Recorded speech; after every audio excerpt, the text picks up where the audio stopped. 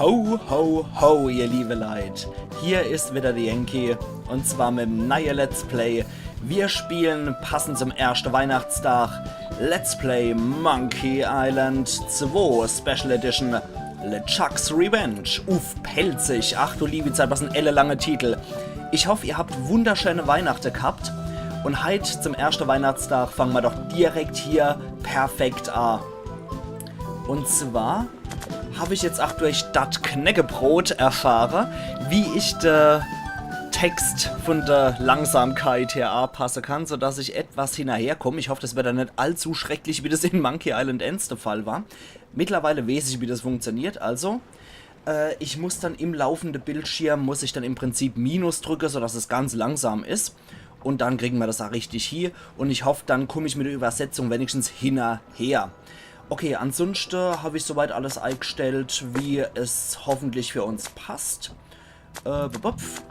Genau, die Dialoge in der Classic Edition habe ich ausgesetzt, damit ich da entsprechend auch wieder natürlich selber synchronisieren kann. Untertitel auf jeden Fall ein. Musiklautstärke habe ich mal und die Effektlautstärke und Dialoglautstärke habe ich mal alles hochgepusht. Ich mache das über OBS, dass ich das anpasse und in der Probe, wo ich geguckt habe, ob auch wirklich alles funktioniert vom Technischen her, hat das auch alles sehr gut geklungen. Meine Stimme war nicht zu laut, die war nicht zu leise und das Spiel selber war auch nicht zu laut oder zu leise, also perfekt. Wir sind mal wieder auf 800 x 600, ihr liebe Leid. Ansonsten wäre alles zu klotzköpfig und ich würde gar nicht mit der Boote hier ohne sehen. Das muss halt leider so sein. Wir gucken mal, ob das hier mit dem Filmstreifen so bleibt. Wenn es tatsächlich auch beim richtigen Spiel so bleibt, würde ich das möglicherweise auch noch vergrößern, sodass wir einfach nur im Spiel drin sind. Aber ich würde sagen, wir machen jetzt hier große Muckefuck mehr. Ohne große Muckefuck geht es direkt weiter. Und am Anfang muss ich schnell sein, habe ich schon gemerkt. Mit F1 kann ich hier in die Classic Edition rein switchen. Und dann muss ich sofort mit Minus 8 die Untertitel anpassen. Also nicht wundern, wenn es am Anfang etwas hektisch ist, die erste paar Sekunden. Und natürlich wieder nur auf Englisch, was ich direkt pelzig übersetzt. Gucken wir mal, was das Mal für ein Chaos wird. Aber ich freue mich wie Sau, weil Monkey Island 2 LeChuck's Revenge war auf jeden Fall auch eins zu meine großen Lieblingsspiele, fand ich noch viel geiler als The Secret of Monkey Island. Also die ersten 2 Monkey Islands gehören auf jeden Fall immer noch zu meinen absoluten Lieblingsspiele mit dazu. Ich freue mich echt wie noch was die Schwierigkeit angeht. Ich habe das beim allerersten Mal, als ich das getestet habe, ob das überhaupt alles funktioniert, habe ich, glaube ich, schon wirklich eingegeben, dass ich die schwierige Mod haben will. Weil im Gegensatz zu Monkey Island Ends konnte man bei Monkey Island 2 entscheiden, ich will es einfach haben oder ich will alle Rätsel haben. Und ich glaube, beim ersten Mal habe ich wirklich, ich will alle Rätsel haben und das hat er jetzt automatisch schon so angenommen. Aber nicht groß gelabert, kein großer Muckefuck, los geht's. So, direkt und yo. So, Guybrush Threepwood. Du tauchst in der komischste Orte auf. Hi Elaine. Könntest du mal vielleicht ein bisschen hier aushelfen? Was hat dich dann in die Lage gebracht? Oh, das ist schon eine ziemlich lange Geschichte. Alle hopp, ich hab Zeit. Alle hopp, das hat alles auf Scab Island angefangen. Meine bewundernde Fans haben mich wieder unter Druck gesetzt, die tolle Story zu erzählen, wie ich LeChuck besiegt habe. Okay, ich merke, das ist schon noch etwas schnell, aber hoffentlich kommen wir hinterher bei dem Ganzen. Ist auf jeden Fall nicht so fix, wie es beim ersten war. Wie ich auch sehe, versuchen sie bei der Classic Edition auch wirklich den Soundtrack anzupassen. Hey! Ihr Typen, ihr müsst hier verschwinden! Kusch, kusch, kusch, kusch, kusch! Und natürlich, das ist noch original von Ron Gilbert, dem Meister von Monkey Island, höchstpersönlich. Da gibt es auch so wunderschöne Piano-Arrangements von Leibniz, falls ihr denn auf YouTube mal hören wollt. Eventuell packe ich dann seinen Link auch noch unten in die Videobeschreibung rein. Der macht wunderschöne Monkey Island Songs, die er auf dem Piano noch spielt. Die helfen mir persönlich bei der Arbeit auch, um zu entspannen, muss ich sagen. Und generell hat Monkey Island einfach nur ein geiler Soundtrack, wie ich finde. Und zwar von Michael Z. Land, Peter McDonald und Clint Bayer Kajan irgendwas. Das konnte ich jetzt leider nicht mehr lesen.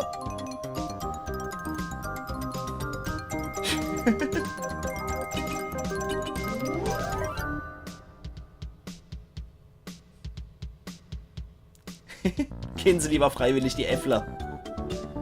Ach ja. Aber ich muss sagen, ich habe das damals noch mit Desktop-Speaker gespielt.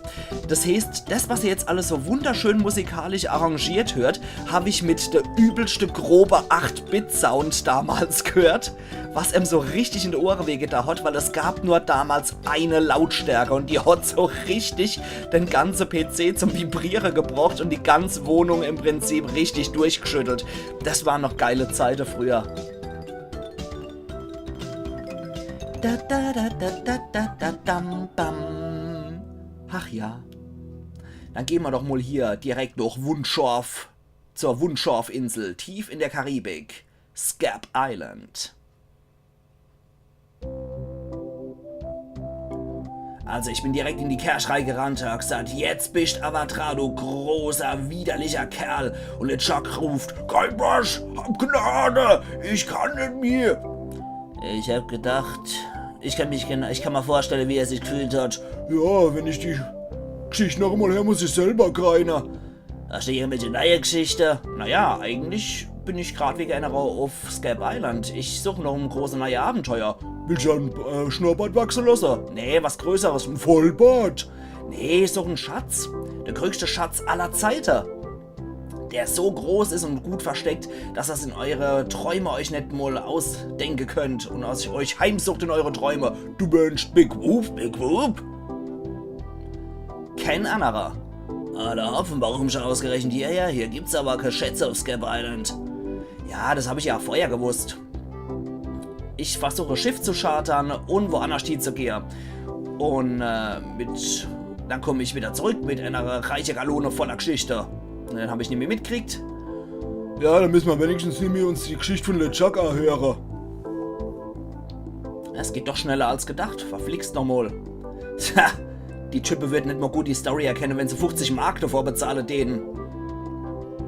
Wenn ich Big Whoop erstmal gefunden habe, dann wäre ich ja richtige Legende unter den Piraten für Generationen. Wenn ich ja nur Schiff chartern können, von der stinkende Insel käme. Ja, Guybrush sieht auch ein bisschen anders aus, sieht ein bisschen erwachsener aus als im ersten. Teil 1, das Lago-Embargo. Er hat mittlerweile coole Klamotten an, würde ich mal sagen, und er hat sich einen Bart wachsen lassen, wenn auch relativ fleckig. Ja, der Mantel, den er hat, ist auch ziemlich cool. Ja, zusätzlich haben wir hier noch Reichtümer, die wir uns mal angucken. Schau dir an, die Reichtümer. Das mag vielleicht viel Geld sein, aber es ist nichts im Vergleich dazu, wenn ich mal Big Whoop gefunden habe. Dann haben wir hier noch mal Reichtümer.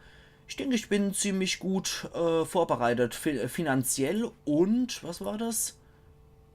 Ah ja, ich sollte meinen ganzen Trip eigentlich dort mit gut finanzieren können. Da haben wir hier noch sogar mit Dollarscheine, hier sind sogar noch Juwele und Armbänder und Krone, Goldbarre und Perlekette in einer Kiste und natürlich hier noch die Kreditbriefe und alles mögliche. Das soll genug Geld sein, um ein Schiff zu chartern. Allerhaupt, dann gehen wir doch mal hier direkt noch Woodtick. Das ist die Stadt hier in Scab Island. Aber kommt ein ganz wiechter Kerl. Da gehst dann, da denkst ja, dass du hier gehst, Mr. Fancy Pants, hä? Du bist nicht von hier, oder? Es gibt hier einen Zoll, den man zu zahlen hat. Das ist nämlich Maibrück. Ist das hier irgendeine Art von Bestechungssituation? Ja, sicher, nimm doch mein Geld. Ich will keine Ärger haben. Und wer zwingt mich dazu, Kurzer? Ich bezahl doch für nichts, ich bin ein Pirat. Ah, reiz mal den wiechten Kerl. Wer zwingt mich dann dazu, Kurzer, ha? Ein harter Kerl, hä? Ups. Hilfe, Polizei! Kreis so laut wie ein Wind. Es gibt eine Polizei auf Scab Island. Oh, Jesus. Bitte, nicht immer neue Mantel. Und wer kümmert sich dann um Recht und Gesetze? Und wer isst dann Donuts? Okay, Kurzer, hol mich wieder hoch, oder ich muss da weh tun. Ja, der war gut. Vielleicht bringe ich dich noch nicht jetzt gleich um. So, ich hab dich ausgeplündert. Es ist halt mal eine Glücksnacht. Und erinnere dich, wo immer du hingehst. Land oder See, du kannst dich nicht verstecken vor Lago La Grande. Wie er guckt. Harti-Stadt. Ich glaube, ich sollte mir Traveler-Checks besorgen. Oder so ähnlich, ja. Jetzt stehen wir da. Und zwar richtig dumm. Ach Gott, ja. Gucken wir uns mal das Schild an. Willkommen in Woodtick. Keine Trees Hunting, keine Ahnung. Können wir, ach die... wo ist dann hier... Nimm. Wo ist dann Nimm? Geben? Ah ja, hier, Pickup, natürlich. Ups, ich glaube, ich habe das Schild kaputt gemacht. Das fand ich damals übrigens auch so ultra geil. Woodtick hat ja eigentlich so, sagen wir mal, relativ normale Musik. Und dann, wenn du zu der unterschiedlichen Leute reingehst, dann ändert sich immer, je nach Kerl, ändert sich im Prinzip dann die Musik. Das fand ich damals so ultra geil. Und die Schaufel brauchen wir auf jeden Fall. Jetzt gehen wir mal hier rein. Genau, jetzt ändert sich hier die Musik.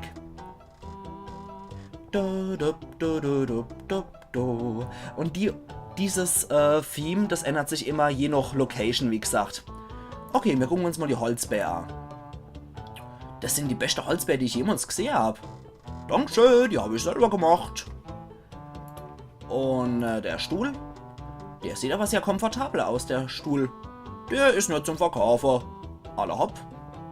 Was haben wir denn da noch? Im Vordergrund haben wir nichts, was wir uns auch noch gucken können. Da ist noch eine Werkbank. Jenny, aufgerahmt die Werkbank. Da liegt alles genau so, wie ich brauche. Okay, da ist noch so ein kleiner Hocker, den gucken wir uns auch mal an. Was ein Siese, was ein goldiger kleiner Hocker. Der ist genau auf meine Höhe konzipiert.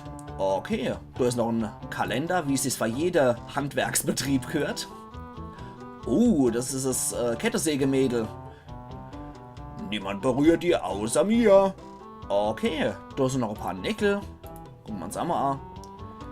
Pfund über Pfund von Nägel. Die brauche ich alle. Wir holen uns trotzdem mal ein paar. Was denkst du, was du da machst, Kerl? Ich brauche die alle. Ja, das macht's nämlich aus beim Hard Mod, beziehungsweise beim Easy Mod. Da kann man sich die Dinger einfach ausleeren. Genauso mit dem Hammer hier, den gucken wir uns auch mal an. Da steht Woody drauf. Das bin ich. Alles klar, können wir den nehmen? Ey, nicht aufpassen, Kerl. Das ist kein Spielzeug. Alle Hopf, dann retten wir doch mal mit dem lustigen Kerl, mit dem Woody. Ja. Was ist dann das Problem mit dem Lago-Kerl eigentlich? Ne, die Apron, keine Ahnung. Bist du so eine Art von Chefkoch? Okay. Das ist eigentlich ganz geil, weil dafür braucht man, ja, da würde ich mal, da braucht man nichts davor, Quatsch. Das ist eigentlich ein Zungebrecher, ein englischer. Dafür müsste man sich eigentlich mal wirklich auch in der Special Edition hören, finde ich. How much wood could a woodchuck chuck if a woodchuck could chuck wood? Ich glaube, das ist wirklich mal einer von den ganz seltenen Momente, ihr liebe Leute, weil dafür ist die Special Edition wirklich ganz gut, dass man solche lustige Sachen auch mal hört. So. How much wood could a woodchuck chuck if a woodchuck could chuck wood? A woodchuck could chuck no amount of wood since a woodchuck can't chuck wood. Okay. Dann noch einmal, wie das auf Englisch heißt, können wir uns nämlich auch gleich mal angucken. But if a woodchuck could chuck a woodchuck... Moment. But if a woodchuck could chuck and would chuck some amount of wood, what amount of wood would a woodchuck chuck? Ich denke, da können wir definitiv mal wirklich in der Special Edition bleiben, damit die das bei uns sagen, weil auf Englisch ist das, denke ich, wesentlich lustiger. But if a woodchuck could chuck and would chuck some amount of wood, what amount of wood would a woodchuck chuck? Even if a woodchuck could chuck wood, and even if a woodchuck would chuck wood, should a woodchuck chuck wood? Da könnt ihr ja dann definitiv mitlesen, wie das auf Deutsch so übersetzt wird. Da geht halt leider wirklich der Zungebrecher verloren. A woodchuck should chuck wood if a woodchuck could chuck wood. As long as a woodchuck would chuck wood. Ach du liebe Zeit. A woodchuck should chuck if a woodchuck could chuck wood, as long as a woodchuck would chuck wood. Oh, shut up. Einfach nur auch als Maul. Okay. Gut, jetzt bleiben wir aber wieder in der Classic Edition, weil ich möchte es eigentlich auch so gut wie möglich in der Classic Edition beibehalten. Das ist nur wirklich einer von den ganz, ganz seltenen Momente, wo ich das wirklich machen will. Einfach nur, damit der Zungebrecher auch wirklich entsprechend gewürdigt wird. Ich glaube, das war eigentlich auch kein schlechter Zungebrecher auf Pelzig. Okay, dann fragen wir mal, was ist dann das Problem mit dem Lago-Kerl? Ach, der geht mir wirklich auf das Sack, du, der Kerl. Ja. Es macht eigentlich keinen Sinn, sich da wirklich drüber zu sagen. Und ich habe auch nicht die Eier dazu, mich mit dem A zu lecken. Mit all meinen Werkzeugen und so, ja. Oh je, das war zu viel Milch für mich gerade. Naja, man könnte sich eine Voodoo-Puppe von einem Kerl zulecken. Das sollten wir uns mal merken. Das war jetzt leider wirklich zu viel Text für mich. Da komme ich nicht hinterher mit Leser und mit gleichzeitig Übersetzer. Das ist echt ziemlich hart hier, liebe Leute. Aber für Monkey Island mache ich das, auch wenn es dann teilweise in die Hose geht. Ja, habe ich da eigentlich so eine Art von Chefkoch? Nö, ich bin ein Schreiner. Das sollte eigentlich eine gute Entschuldigung sein, mein ganzes Zeug hier zu haben. Ja, ich gucke mich hier noch ein bisschen um. Alles klar. Das war's dann eigentlich auch. Bei dem können wir derzeit nichts holen. Ihr hört jetzt auch wieder, wie die Musik sich ändert. Dann gehen wir mal dort hier. Da können wir nämlich wenigstens was abstauben hier. Hallo. Okay, bei dem wird die Musik etwas edler. Erinnert mich an so ein kleines Puppehaus, was ich mal früher gehabt habe. Ich meine natürlich, was meine Schwester gehabt hat. Dann haben wir hier noch Papier. Ja, da ist ziemlich viel leeres Papier. Und das Monokel können wir uns dann gleich noch schnappen beim Kartograf. Aber wir holen uns erstmal so ein bisschen Papier. Ja, einfach nur ein bisschen leeres Pergamentpapier. Dann gucken wir uns mal die Karte an. Nicht die Karte. Danke. Und wir retten mal ein bisschen mit dem kleinen Mann. Sprich mit Kartograf. Entschuldigung. Ja, hallo. Wie kann ich Ihnen helfen? Ich bin Guybrush Threepwood, LeChucks, der Typ, der LeChuck abgemurkst hat. Nennen wir es einfach mal so. Hallo, ich bin Guybrush, wer bist denn du? Entschuldigung, aber wissen Sie irgendwas über Big Whoop? Netter Ort hier, naja, dann Wiedersehen. Ja, machen wir hier, gehen wir mal ein bisschen an. Ich bin Guybrush, der Typ, der LeChuck in den Arsch gedreht hat. Oho. Das scheint ihn nicht zu beeindrucken. Entschuldigung, ja? Ich bin Guybrush, wer bist denn du? Wally Beefeed. Zu Ihren Diensten. Okay, können Sie mal irgendwas über Big Whoop erzählen? Oh, wer hat Sie dann geschickt? Ich soll Sie warnen, ich bin ziemlich schwer bewaffnet. Ja, so sieht er auch aus. Niemand schickt mich, ich bin auf eigene Faust unterwegs. Ich bin vom IRS hergeschickt worden. Lassen Sie mich doch mal Ihre Akte durchgucken. Ich glaube, IRS ist die Steuerbehörde. Nicht schieße, ich hab doch nur gefragt. So. Sind wir ein bisschen nervös, beziehungsweise sind wir ein bisschen, ja, nervös ist, glaube ich, für Jumpy ganz gut. Niemand hat mich geschickt, ich bin hier auf eigene Faust unterwegs. Sie versuchen sich besser nicht an meine Akte zu schaffen zu machen. All meine Hintergrundinformationen suchen zu Big Whoop sind hier. Ah, Sie suchen also auch noch Big Whoop. Naja, ich habe nicht wirklich gute Informationen dazu gefunden. Was wissen dann Sie darüber?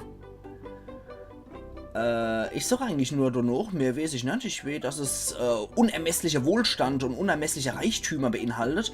Naja, ich weiß, dass sein Ort ein Mysterium ist. Eigentlich weiß ich überhaupt nichts drüber. Ja komm, im Kartograf ist, glaube ich, das so ziemlich das Beste, um da ein paar Informationen rauszukitzeln. Wir wissen nur, dass die Ortschaft, wo es versteckt ist, ein Mysterium sein soll. Ich meine, Sie wissen nichts von den 4 Männern, die ich vergraben haben? Nee, erzählen Sie aber noch mal was drüber.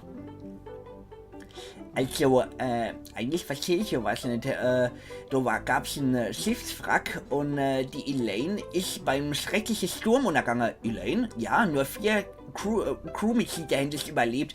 Sie sind an Land gespült worden und sie war bei einer Insel namens Inky Island.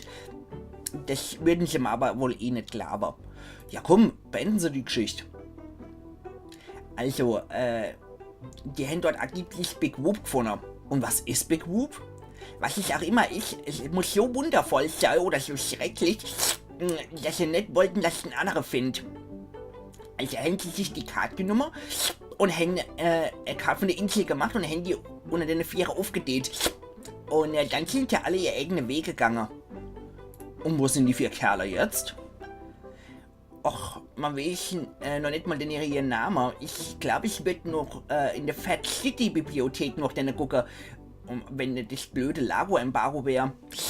Naja, ich könnte ja nur irgend so alte Legende sein, aber ich würde mir mal ganz gern die Karte angucken. Und wenn hier was wäre, würde ich auf jeden Fall den auch suchen. Okay, und was genau machst du hier eigentlich? Ich bin Kartograf. Machst offene Herzchirurgie? Nee, ich mach Karte, Kerl. Das ist alles, was du machst? Karte? Ja, ich restauriere die ja auch, so ist es nicht. Und ich mache die zusammen, zeichne sie ab, mache ein paar kleine Sachen in die Eckerei. Du weißt, so Nippels halt. Karten sind sehr, sehr wichtig. Okay, da würde ich mal sagen, nicht für mich, ich reise nicht, das ist eigentlich Quatsch. Wie läuft ans Geschäft? Schrecklich. Keiner braucht Karte seit dem Lago. Und wo ist das Anwesen vom Gouverneur eigentlich? Es gibt den Gouverneur auf Skep. Es gibt nur anarchistische Kooperationen von Piraten, andere Kriminelle und irgendwelche Halsabschneider, irgendwelche Kriminelle und Rebelle, so wie ich. Und die höchste Autorität ist der Mobber Lago. Okay. Weißt du eigentlich irgendwas über den Lago-Kerl? Der ist irgend so ein Typ, der die Einheimische hier fertig macht. Niemand geht nur Skep, weil Lago denn alle Steuer abzieht. Okay. Wie komme ich dann schnellstmöglich von der Insel hier weg? Viel Spaß oder viel Glück dabei. Wegen dem Embargo von Lago kommt keiner nirgendwo hier. Das heißt, das ist schlecht was Geschäft. Okay, ich suche hier eigentlich noch ein Zimmer, wo ich noch stehen könnt. Bleiben könnt. Naja, ich habe gehört, dass der blutige Lippe-Chefkoch was sucht und im Hotel ist auch noch ein bisschen Platz, aber ich glaube, Lago hat das Hotel gebucht. Ja, danke. Jederzeit. Machen wir nochmal hier weg. Ich könnte den ganzen Tag hier rumstehen und über Karte erzählen. Hey, ach. Was für Karte machst du eigentlich? Ja, alles, was ein Pirat gebrauchen könnt. Von der ganzen Welt und Teile davor. Aber ich habe leider nicht so viel Papier dazu. Karten sind sehr, sehr wichtig. Okay, da bin ich mal sicher, dass die wichtig sind. Dann mach's mal gut. Okidoki. So, jetzt machen wir nur noch eins ganz fix. Und zwar brauchen wir den Monokel. Joink. So. Hey, wo ist mein Monokel hier? Ich kann doch nichts hier ohne mein Monokel. Gucken wir es uns mal an. Ja, das sieht alles ganz verschwommen aus. Ja, bei mir, ach, wo ist denn jetzt das dabische Ding? Da hab ich liebe Leid. Ich könnte schwören, dass ich so hingepackt hätte. So, ein bisschen Zeit haben wir ja noch, weil die erste Episode mache ich ja eigentlich immer so halbstündig. Deswegen gehen wir da nochmal runter. Bei dem in der Mitte durchgebrochenen Schiff hier. Und das bringt uns hier direkt in die blutige Lippe, in die Bar. Ja, der wurschtelt doch gerade irgendwas rum. Das Piano können wir uns auch angucken. Ja, ich hätte nur auf meine Mama hören sollen und weiter Klavier üben sollen. Da ist noch ein Schild. Da steht drauf Jojo. Der ist immer nur nachts da. Okay, no cover charge, keine Ahnung jetzt gerade in dem Moment. Metronom ist noch da. Das ist ein Metronom. Können wir das mitnehmen? Nee, danke. Zu viele schlechte Erinnerungen an meine Klavierstunde. Okay, kann man hier rein? Ey, nur die Hilfe, die ich hier angeheuert hab, kommt da rein. Okay, dann retten wir doch mal mit dem lustigen Barkeeper. Entschuldigung? Ja, buh. Wie läuft ans Geschäft? Beschisse wer geprahlt, keiner kommt hierher. Der Lago hat all meine Stammgäste wegscheucht. Weißt, ich kann jeden Drink mixen. Aber ich kann keiner mixen. Moment. Oh, Mist, das ging wieder zu schnell. Ich könnte Voodoo Bob von dem Mischkerl da machen. Oh. Geht was Übliche. Und nimmt erstmal sauberes Gras. Uachs.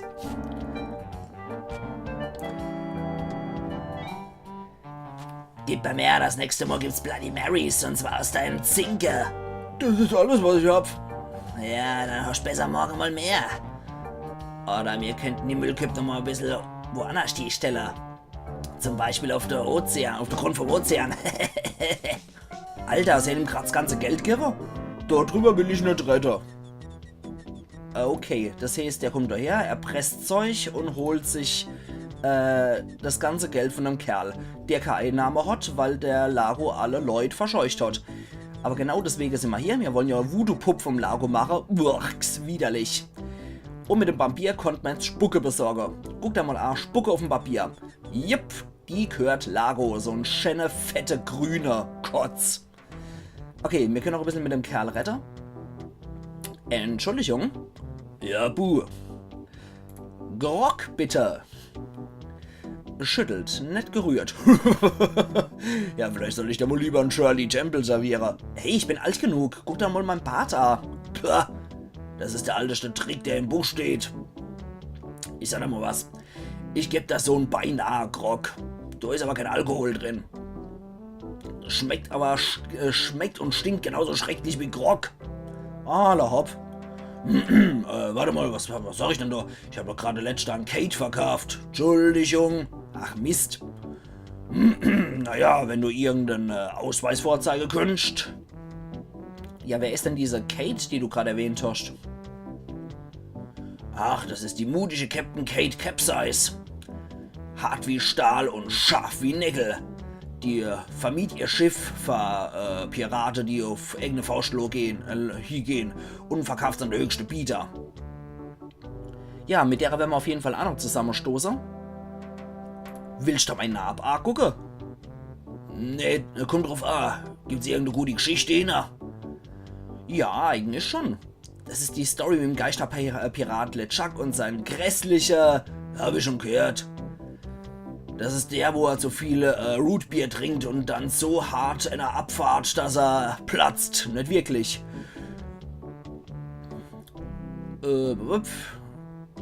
Ich hab noch ein Geschäft zu erledigen. Das andere habe ich einfach nicht mitgekriegt. Das ist teilweise Englisch, wo ich dann erstmal den Satz wirklich richtig übersetzen müsste. Verflixt nochmal. Aber ich hab doch... Ja, ich hab's so weit noch ohne gemacht wie möglich. Na gut, dann würde ich mal sagen, wir sehen uns, ne? Gut. Eins können wir aber auf jeden Fall noch machen hier. Klar, ein bisschen Zeit haben wir noch. So 3 Minuten dürfen wir noch haben, dann ist die Halbstunde vorbei. Und zwar können wir hier durchs Fenster noch rein. Das war nicht gerade sehr geschickt, Guybrush. So kommt man nämlich in die Küche rein. Da wird anscheinend hier was gekocht. Eine Vichyssoise. Das sind kalte Krummbeere. Was? Nochmal? Das sind kalte Krummbeere und Leek ist, glaube ich, Lauch und Lachsuppe. Allerhaupt, das klingt doch gar nicht mal so schlecht. Hier haben wir noch ein Messer, das brauchen wir. Nehmen wir uns mal mit. Gucken wir uns mal an. Das ist scharf. Da ist noch ein Koch eingestellt. Da sind noch Dose-Sache. Also frisch gekocht wird hier anscheinend nicht. Jupp. Alles mit Obstsalat. Kann man mit dem Typ retten? Talk to. Ja, hier haben wir es doch. Retten wir mal mit dem Koch. Entschuldigung. Stören Sie mich nicht, ich bin am Kochen. Okay, alles klar, Franzos. Vielleicht nehmen wir nochmal die Vichyssoise mit. Nee, die ist zu schwer. Okay. Dann gehen wir wieder raus. Wie er guckt. So. Dann gehen wir nur noch da hoch.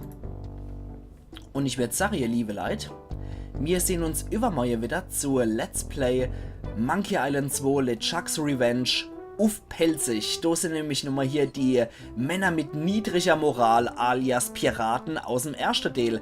Da haben wir auf jeden Fall wieder was, worauf wir uns dann übermorgen freuen können. Und bis dahin würde ich mal sagen, genießt noch einen wunderschönen ersten Weihnachtstag und morgen beim zweiten Weihnachtstag kommt nochmal Call of Cthulhu auf Pelzig. Und wir sehen uns dann erst wieder noch am zweiten Weihnachtstag wieder zurück zur Monkey Island 2. Machen's gut bis dahin, genießt nochmal die Festtage und genießt nochmal die freie Zeit. Wir sehen uns dann wieder zum nächsten Teil von Monkey Island. Ayan Yankee.